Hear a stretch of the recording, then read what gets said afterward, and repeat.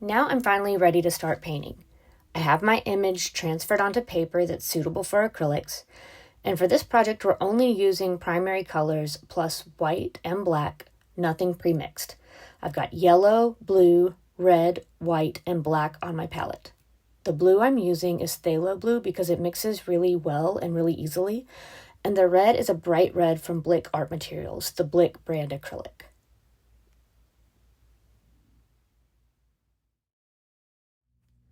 I've isolated some of the main colors I'll need, and I have my reference image pulled up on my computer so I can see everything clearly. I'm going to start by mixing the main background color. When I block in the first layer, my underpainting, I'm just using basic flat color. Even though you can see a shift in value here in the background, I'm going to paint it all the same color for now. I'll add light and shadow in later layers. So let me show you how I mix. I'm going to start with the gray-green color I sampled in the previous video. Because there's white in that mixture, I'm starting with white. I like to begin with the lighter color. If you know you'll need a lot of paint, mix a lot so you don't run out.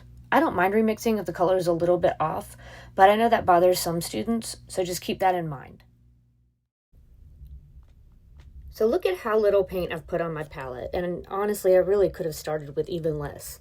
You can always add more paint as you go, but let's try not to waste it.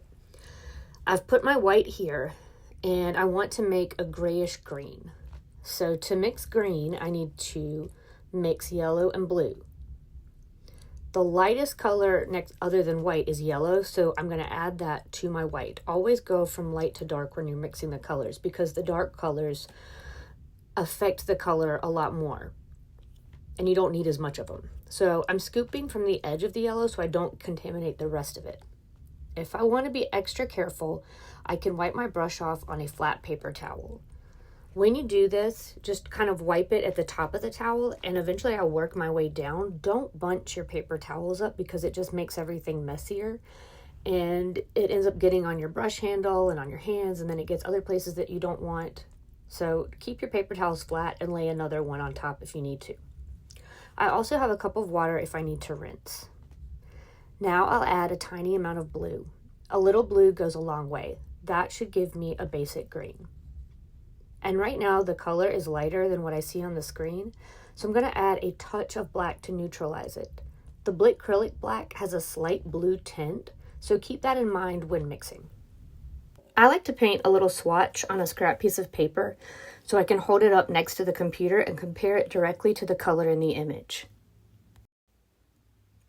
When I held it up, the color looked a little lighter than what I see on the screen. But acrylics dry a bit darker and screens are lit from behind, which affects how color appears. So as long as it's close, I'm fine with it. So I feel good about this mixture and now I'm ready to start painting.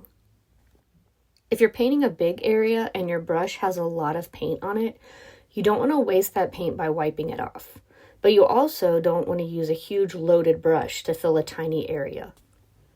When your brush has a lot of paint on it, we call that a loaded brush. So I'm going to come up into an area where I can place some of the paint without going outside my lines. I'm basically depositing some of the paint so I don't waste it. Then I can switch to a smaller brush for the edges. If you're confident with brush control, you can use a larger brush along an edge, especially because this border will be cut off later. But my paint is thick and I still want to see that edge, so I'm just going to stay inside the line.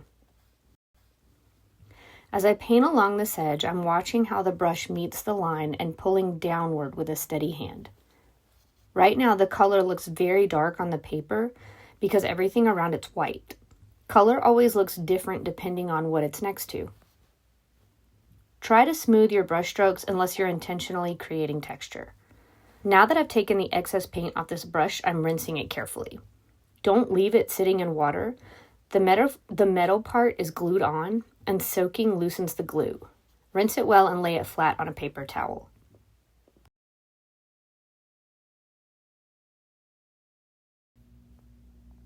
Now I'm going to grab a smaller brush so I can get into these tight corners. And once that's done, I can switch back to the larger brush. When you're painting, don't dunk the entire brush in the paint like you do when you're mixing. For painting, just get a little paint on the edge of your brush. At this stage, I'm going to mix a little more of this background color and paint every area that uses this same base color.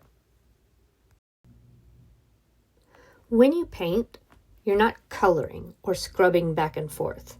Brush strokes can go in different directions, up, down, across, diagonal, depending on what makes sense for the area. Sometimes to get up against an edge, it helps to rotate your paper. Since I'm right-handed, it's easier for me to paint when the edge I'm working along is to the left of my brush. I've reached a stopping point, so I want to show you a few things. This particular image is a little tricky because there's transparent wrapping over the cupcake. So the base color that needed to appear in several places, I had to shift the color just a little bit in certain places so I could see the difference between forms, so I could see like where the wrapper is versus where the background is. This is all very rough. Most of this won't show up in the final layers. The underpainting just helps me establish where things go without stressing out about the details yet. If you have painted outside your lines, it's fine. You can redraw them once the paint is dry. You can also redraw your border if it faded. Now, as far as cleanup goes, I still have a lot of usable paint on my palette. I'm going to need more white later, but I can add that when I need it. I'm going to place a lid over my palette to keep the paint from drying too quickly. Something that I want you to know, I don't want you to mix the paint directly on the lid. When the paint dries on the palette, it's easy to peel it out, but that's not so on the lid. It doesn't really peel off at all or easily at all if you get paint on the lid. If it happens accidentally because your palette is kind of full, that's fine, but just don't intentionally use the lid for mixing. When you're done, put a piece of tape on top of your palette, write your name on it, and then set the palette in the designated space, and you can use it again the next day. Earlier, I mixed up some brown for the cupcake, one darker shade and one lighter one, so I could separate the forms and keep them from blending together. Acrylic dries fast, especially when it's spread thin.